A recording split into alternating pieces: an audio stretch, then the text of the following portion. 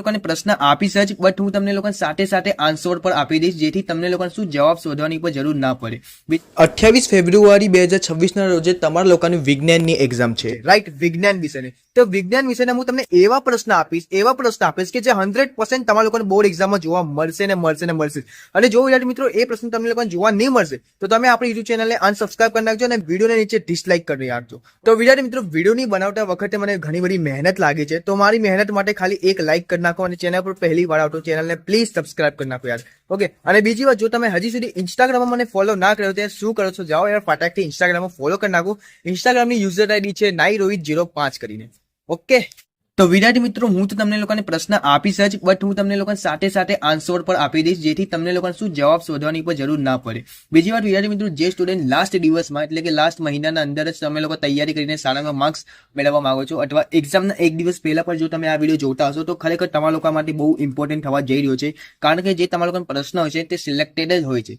Okay. તમે લોકો આવી નોટિસ કરી લેજો કે 5-6 વર્ષના જે જૂના બોર્ડ એક્ઝામના પેપર હશે એમાં વારી ઘડી રિપીટ જ પ્રશ્ન વારી ઘડી પૂછાવતા હોય છે, એટલે તમને લોકોને ટેન્શન લેવાની જરૂર નથી.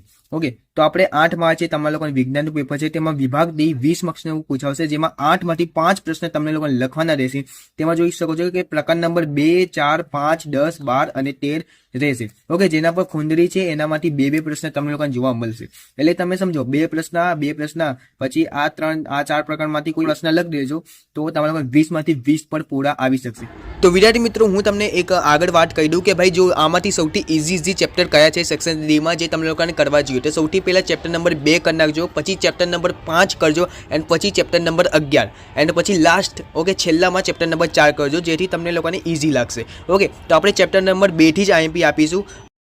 ઓકે. તો વિદ્યાર્થી મિત્રો, આપણે આઈએમપી ચેપ્ટર નંબર 2 થી આપીએ છીએ, જેનું નામ છે કે એસિડ, બેઝ અને ક્ષાર.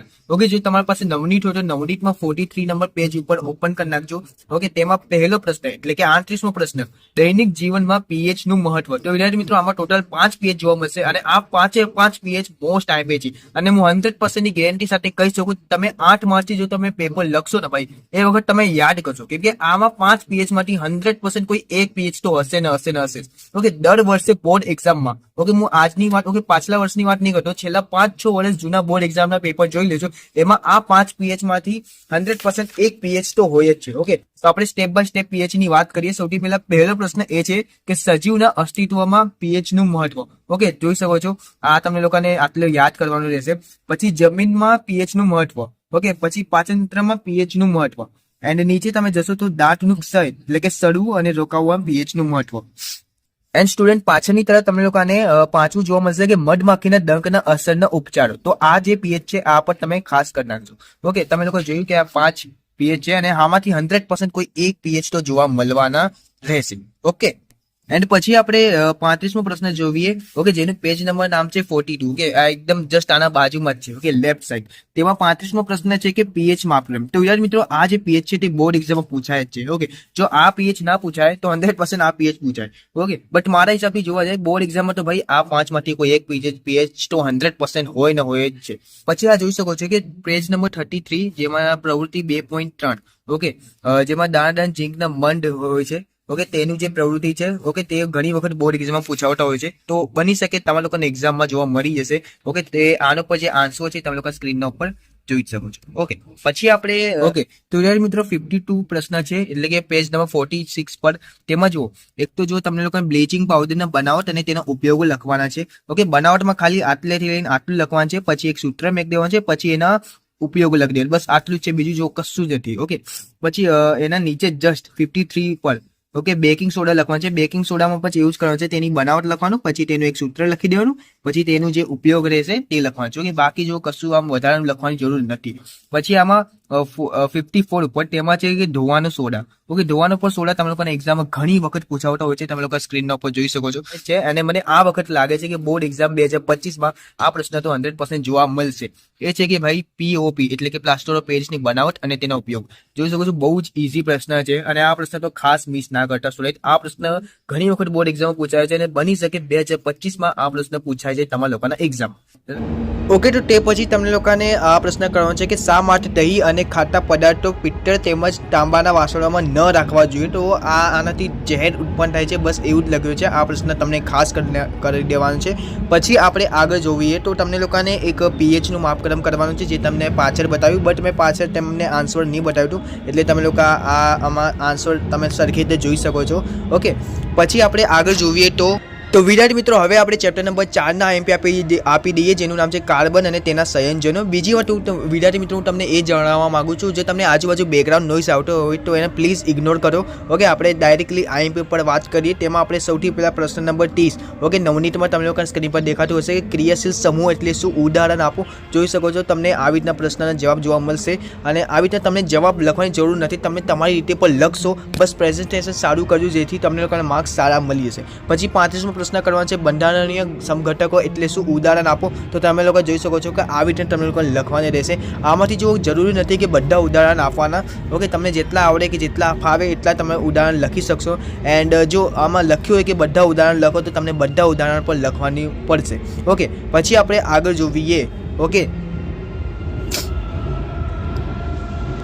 તો સ્ટુડન્ટ તમે લોકોને 47 પ્રશ્ન, યોગશીલ પ્રક્રિયા એટલે શું સમજાવો. તો યોગશીલ પ્રક્રિયા જોઈ શકો છો કે આવી રીતના સમજાવવાનું રહેશે.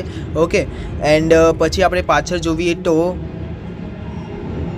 પાછળ તમને લોકોને 56 પ્રશ્ન, ઇથોનિક એસિડના ભૌતિક ગુણધર્મ લખો. તો વિદ્યાર્થી મિત્રો આ જે પ્રશ્ન છે તે બોર્ડ એક્ઝામમાં વારી ઘડી પૂછાયેલો છે, તો આ પ્રશ્ન ખાસ કરી નાખજો. પછી ઇથોનિક એસિડના રાસાયણિક ગુણધર્મ, તો બની શકે આ પણ તમને લોકોને એક્ઝામમાં જોવા મળી શકશે. ઓકે, ભૌતિક ગુણધર્મ હોય કે અભૌતિક હોય. ઓકે, પછી આપણે 65 પ્રશ્ન જોઈએ કે સાબુની સફાઈની ક્રિયાવિધિ સમજાવો. તો વિદ્યાર્થી મિત્રો આ જે પ્રશ્ન છે તે બોર્ડ એક્ઝામમાં વારી ઘડી પૂછાયેલો છે, તો આ પ્રશ્નનો જે જવાબ છે તમને લોકોને ડ્રોઈંગ કરીને પણ સમજાવવું પડશે. જોઈ શકો છો અહીંયા ડ્રોઈંગ કરી સમજાવ્યું છે, એવી જ રીતે તમને લોકોને પણ ડ્રો કરવાનું રહેશે એક્ઝામમાં, અને 100% મને લાગે છે કે ભાઈ એક્ઝામમાં જોવા મળશે, કેમ કે ઘણી વખત એક્ઝામમાં પૂછાયેલો છે. ઓકે, પછી આપણે નેક્સ્ટ ચેપ્ટરની વાત કરી. તો વિદ્યાર્થી મિત્રો આપણે ચેપ્ટર નંબર 5થી IMP આપીએ, જેમાં ચેપ્ટર નંબર 6 ઓલ ડાયજેસ્ટમાં છે, બટ આ ચેપ્ટર નંબર 5 થઈ ગયું છે. જેમાં પહેલો પ્રશ્ન, એક કોષી સજીવો કેવી રીતે પોષણ મેળવે છે, એટલે કે અમીબાની વાત થઈ રહી છે.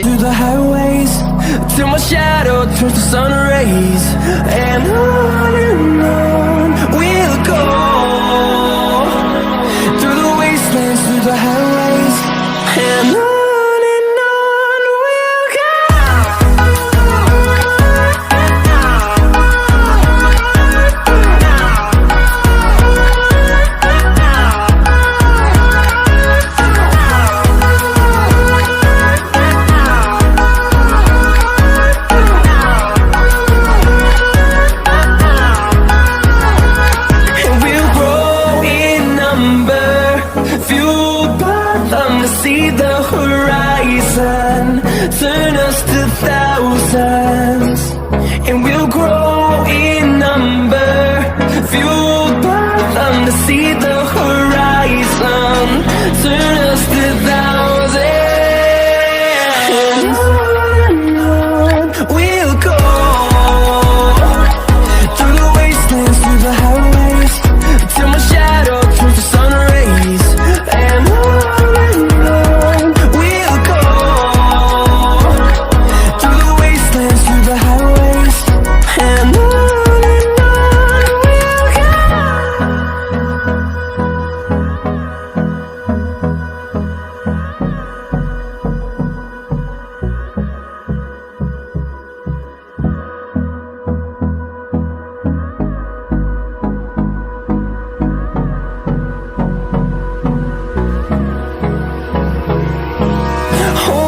Close till I get up, time is barely on our side.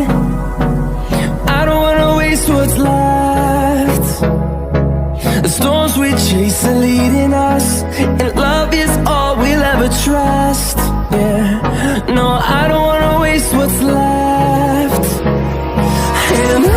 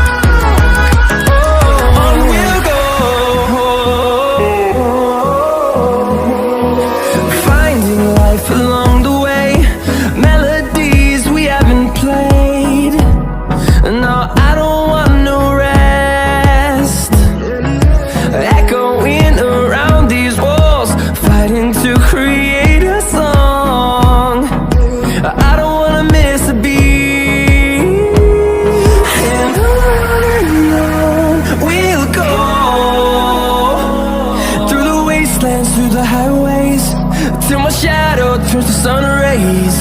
And on we'll go, through the wastelands, through the highways. And on we'll go.